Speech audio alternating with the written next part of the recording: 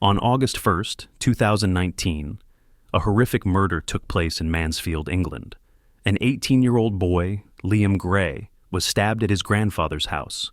But the most terrifying part wasn't the bloody scene in the living room. What sent chills down everyone's spine was the killer, Jonathan Treadgold, Liam's best friend, who left the scene just seconds later and immediately confessed, "I killed him." Why did a seemingly close friendship end in violence? What drove Jonathan, the person Liam had helped and trusted, to act so coldly and without hesitation? And why did what seemed like an open and shut case, with the killer confessing right away, turn into something far more complex once the police began their investigation? Just hours after the murder, the police quickly arrested Jonathan, but what they discovered raised more questions than answers. Was it just a moment of uncontrollable anger? Or was there a hidden motive behind Jonathan's decision to take his friend's life? The story of Liam Gray's murder is not just a family tragedy. It is a warning about the dangers of jealousy, impulsiveness, and misplaced trust. If you enjoy true crime stories that are honest and well-structured, subscribe to the channel so you don't miss the next case.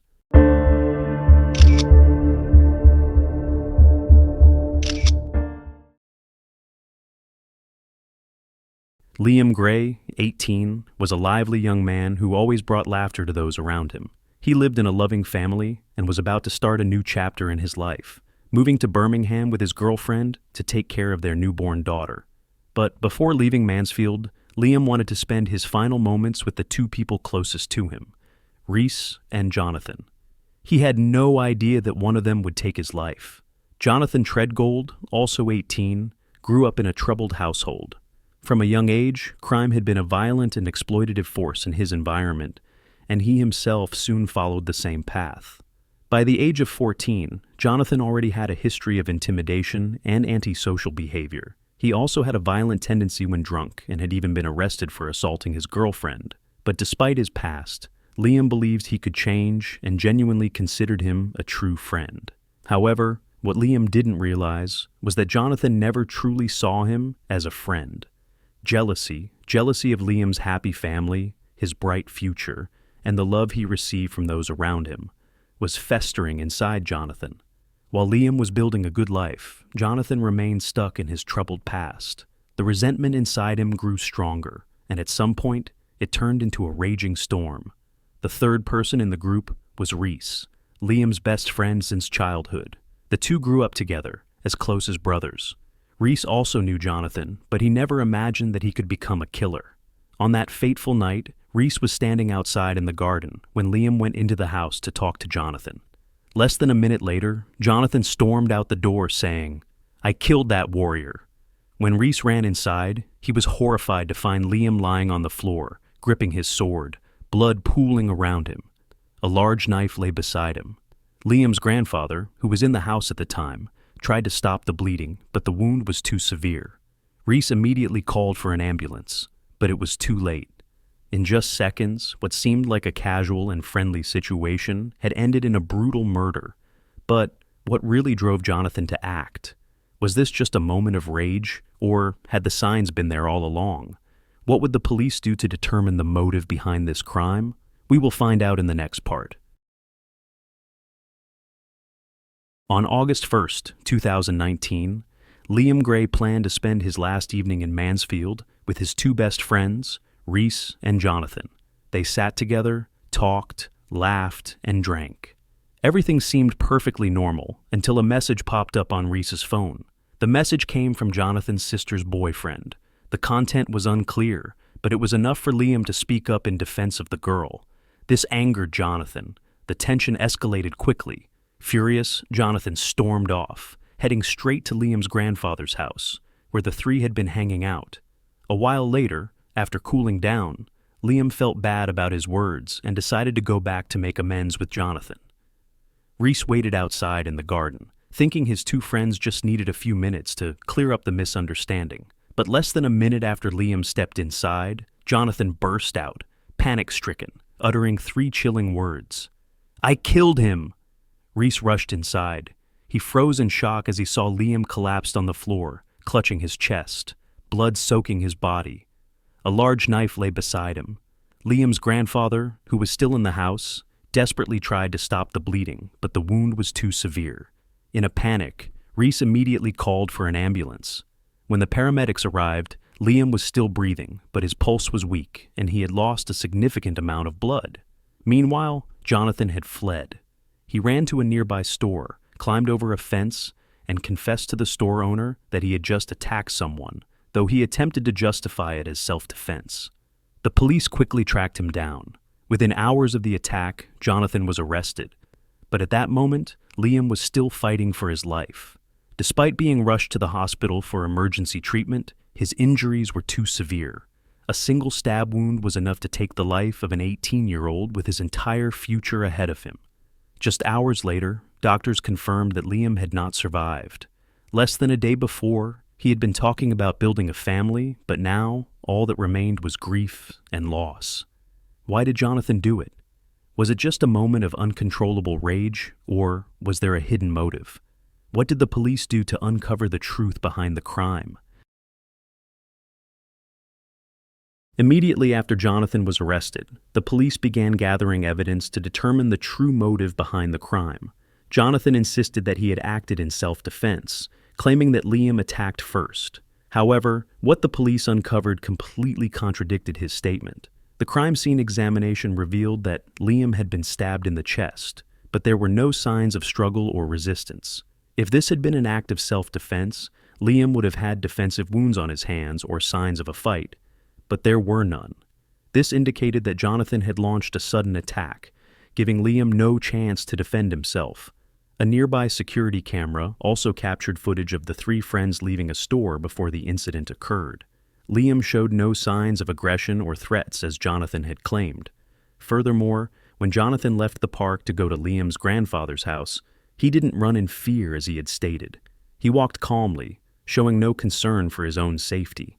Not only that, but Jonathan's medical examination results showed that his blood alcohol level was still 3 times over the legal driving limit, even hours after the incident.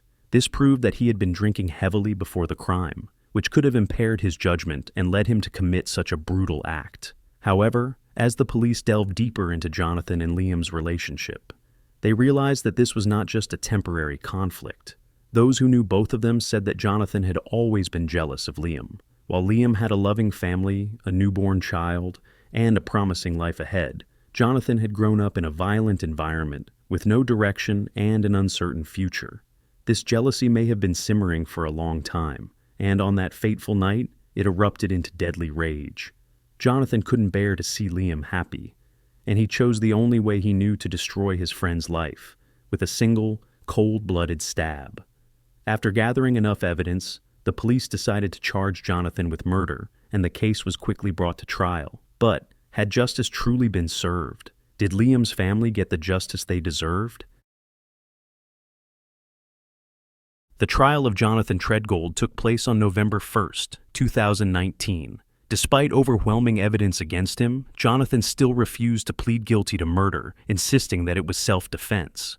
This infuriated and devastated Liam's family, as they knew Liam was never the type to initiate violence. During the trial, the prosecutor presented a series of evidence that disproved Jonathan's claims.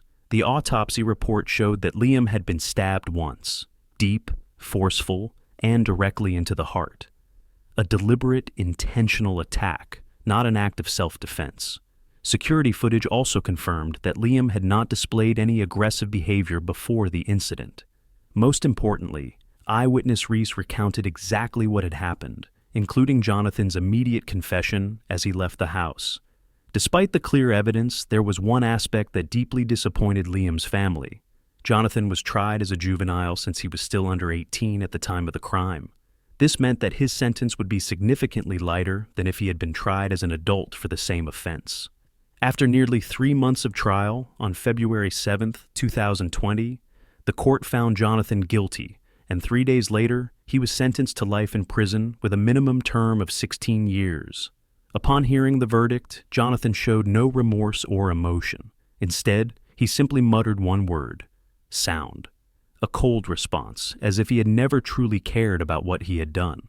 Liam's family felt some relief knowing that the killer was being punished, but they still believed that 16 years was far too lenient for the crime he had committed. They couldn't accept that Jonathan could walk free before the age of 35, while Liam had lost everything: his future, his family, and his life, due to the jealousy of someone he once considered a friend. Although justice had been served, the pain of Liam's family would never fade. They had lost a son, a brother, and a young father with so much awe. The murder of Liam Gray not only took the life of a young man, but also left an irreparable void in his family. Liam's mother, Joanne, was devastated upon hearing the news of her son's death. She couldn't believe that just hours earlier, Liam had been talking about his future, about becoming a good father, and now he was gone.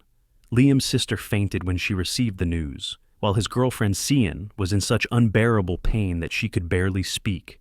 She had not only lost her partner, but also had to face the reality that their daughter, Isla, would grow up never knowing her father. Liam's family and friends decided to turn their grief into action. A fundraising event was organized to cover funeral expenses and provide support for Liam's daughter.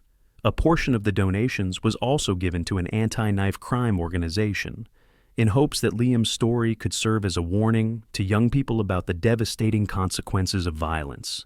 At his funeral, Liam's coffin was draped in the colors of his favorite football club, Liverpool. His grandfather, who had witnessed Liam's final moments, painfully said, "I tried to save him, but I couldn't. I'm sorry." Liam's death serves as a harsh reminder that sometimes the most dangerous enemies are the ones we trust the most. Jonathan was not a stranger. He was once Liam's friend, but jealousy and resentment turned him into a murderer. Were there signs that Jonathan would commit such an act? Could Liam have avoided this tragedy? And more importantly, what can we do to prevent similar tragedies from happening? Share your thoughts in the comments. And if you enjoy true crime stories that are honest and well-structured, don't forget to subscribe to the channel so you won't miss the next case. Eat of him.